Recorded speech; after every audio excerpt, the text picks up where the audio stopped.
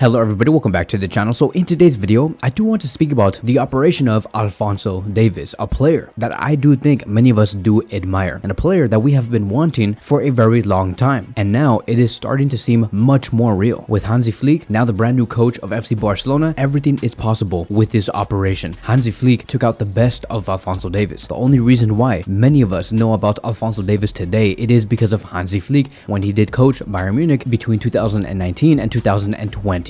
Could we finally see Davies and Hansi Flick reunite, but this time at Barcelona? Now here's the thing, right? Barcelona overall will be looking for free agents in the next summer, and one of them just happens to be Alphonso Davies because currently he's not looking to renew with Bayern Munich, and mainly because of financial reasons. Alphonso Davies is asking for a certain amount that Bayern Munich do not want to pay for. We are going to be talking about that part of the story later in this video, but let me pull out some reports about Alphonso Davies and the interest coming from Barcelona. It says here, according to Fernando Polo, that Barcelona is seriously keeping a lookout on the free agent market for the coming summer. Players like Ta and Jonathan David are being linked with Barcelona, and Barcelona are interested, and they're also monitoring Reinildo Mandava from Atletico Madrid and Alphonso Davies. Then Tony Juan Martí stated, "It's difficult, but Barcelona wants to try for Alphonso Davies. There have been recent contacts and the response have been very positive. The financial package is expensive, but not impossible if the club makes it a priority." So let's talk about that, right? I want to speak about Davies over the past 4 to 5 years. Davies did merge as one of the most exciting talents in football back in 2019, and he especially stood out with Bayern Munich when Hansi Flick was there. Under Hansi Flick, Davies did play as a left back, but often did showcase his versatility by going up forward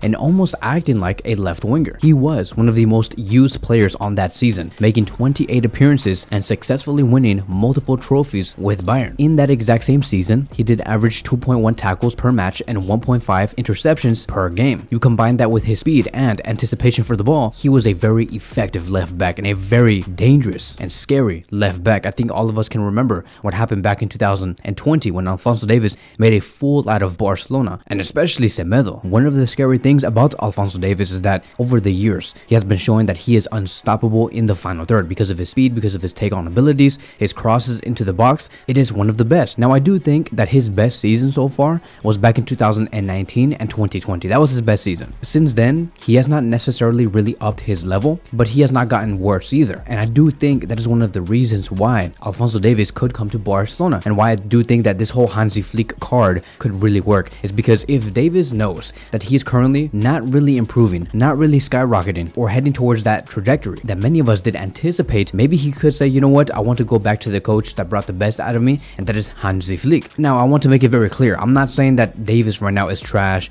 and he's one of the worst left backs in the world. No, Davies is still one of the best left backs in the world. Back in his first season with Hansi Flick, he played 43 matches, scored 3 goals and provided 8 assists. The only time he was able to match those numbers was back in the 2022-2023 season when he played 38 matches, scored 3 goals and provided 8 assists. So it was the exact same numbers that he did in his first season with Hansi, but he did it with less games. Hence the reason why those 2 seasons are very equal. But then he went back down in the next season with only 8 contributions, with only 8 goal contributions, and currently in this season he has no goal contributions at all. So to me, I do see this as a very great signing, very much a player that can fit at Barcelona because of his pace, his agility, his technical skills, his tactical awareness, his resilience and work ethic. Now here is where the main debate does come in, because many have said, Kevin, you don't think that this is probably a bad idea because we have Alejandro Balde. Alejandro Balde is supposed to be our version of Alphonso Davies, and I'm going to continue to say this time and time again. We need 2 good players in every position, and especially in today's modern football.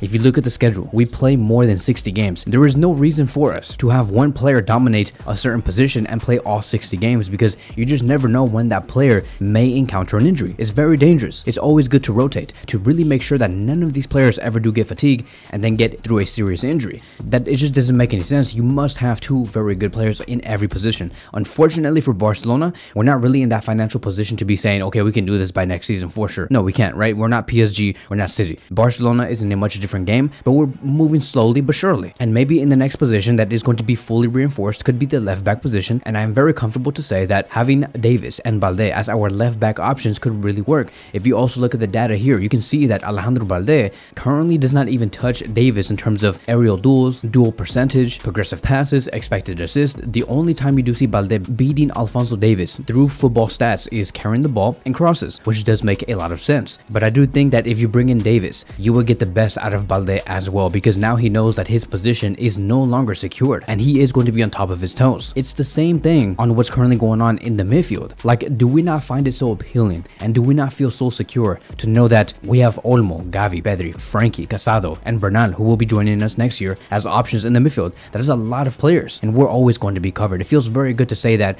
in the next game against Sevilla, we're going to be having Olmo, Fermin Lopez, and Gavi with Pedri and Frankie already being there. It's beautiful. So I do want the same thing in the left back position. And here's the thing: who says that Alphonso Davies can only play in the left back position? Because Alphonso Davies can also be an answer towards us reinforcing the left wing position. Alphonso Davies plays as a left winger a lot with Canada, and he plays amazing. I think that he does enjoy it quite a bit. Having Davies on the left wing occasionally and compete with Rafinha would be amazing, because Alphonso Davies is somebody that is very comfortable holding with, very similar to Lamine Yamal, and we can stretch the defense, which is going to allow for more spaces through the middle in which Dani Olmo, Pedri can really blossom in. And if you really pay attention to Barcelona's game plan and how we play under Hansi right now, we play very risky. Like, when our wingers go up top, they do go after the defenders to try and win the ball back, meaning that it does leave Alejandro Balde at the back line needing to cover a lot of space, because he does not know whether the right back of the opposition or the right winger of the opposition could eventually get the ball, and he's going to have to defend that. Let's say, for example, we're pressing up high, the opposition has the ball, they make a long ball to one of the right wingers, which happens a lot. Balde has to run back and go for the ball, so his role is not easy, and he has to track back, he needs to sprint so many times. Usually Balde is very successful in sprinting back, getting back into the position, taking the ball away, but because his role is so fatiguing, how are you going to demand this type of role in every game, which is like a total of 60 plus per season? His role is very demanding, and you just never know when his muscles may go through an injury. Having Davies as a left winger can really help you on that. Balde's role can be much easier because Davies knows how to track back really fast. We have all seen it before. And also, going back to the previous conversation I had, Davies can also just go for Balde's position if Balde does feel fatigued. Also, if you look at Balde's injury history, look at how many injuries he has had per season. 2 in his first season, 4 in his second season, 1 in his third season, and 3 in his fourth season. That is a lot of games. He missed 22 games, and then you see another one right there, another 3 games missed, another 9 games. That is where Alphonso Davies can slot in occasionally. Now, like I've said, from a sporting perspective, it makes a lot of sense, but there is one big problem. We don't even know how much Davies is going to be demanding if he does end up going to Barcelona, or if he says yes and Barcelona have to come up with the money, because the reason why he has yet to renew with Bayern is because he has been demanding for 20 million euros per year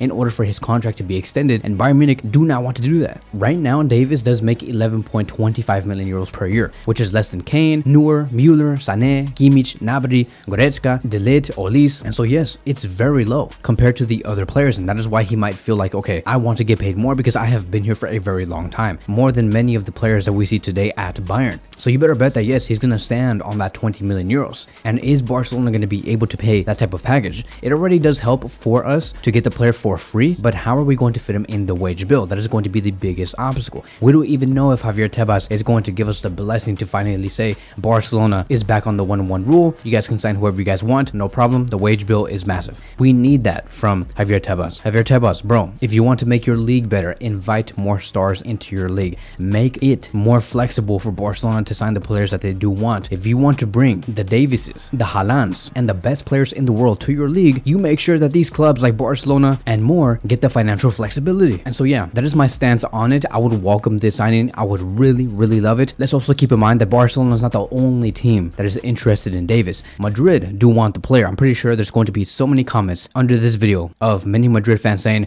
oh, don't worry about that player. Madrid is going to get him, and we're going to have Trent as well. And you know what? I'm not even surprised. I'm not surprised that Madrid are going to end up signing Trent and Davies in one summer. We know what Madrid like to do, and we get it, right? You guys like to steal Barcelona's ideas, just like how you stole the Goulet idea. The only reason why you guys signed Goulet is because Barcelona were interested, and now look at him. He does not even get any minutes with Madrid. You guys have no sporting game plan. You guys just want what Barcelona do want, and that's it. And you guys do not even know what to do after. You guys couldn't even game plan how you guys were going to use Kylian Mbappe and Vinicius in the same team. You have Mbappe out of position. You have him as a number 9, and Mbappe cannot go to his best position, which is the left wing position. What type of team is that? If you guys truly had a sporting project, you guys probably would have said Mbappe plays in Vinicius' position, but Vinicius has been so well for us. We want to focus on really building a team. But no, you guys are focused on just bringing in more names, and that's it. No system, no nothing, no roles for anybody. It's just pass it to the attack and let's just see what happens. And so I won't be surprised. I won't be surprised if Alphonso Davies and Trent go. Like, to be honest, I really don't even care, because at this moment, in the way that I'm seeing Barcelona go right now, I'm very happy, because when you have a strong, aggressive Barcelona, a Barcelona that believes in their idea, nothing can stop a team like that. Nothing. And Hansi Flick is going to make sure that we do stay on top of things. We're like 1 to 2 more signings to becoming world beaters. 1 to 2. I'm telling you guys right now, we need a Musiala or Erling Haaland type of signing to really make this team go up to the next level. We're just 1 to 2 more signings away, my friends, and we're still very competitive today. I am not afraid of whatever gets stolen from us, because we always do find great alternatives, and La Masia is always there to back us up well. And so that is it. That is going to be wrapping up today's video. Thank you guys so much for watching, and I will see you guys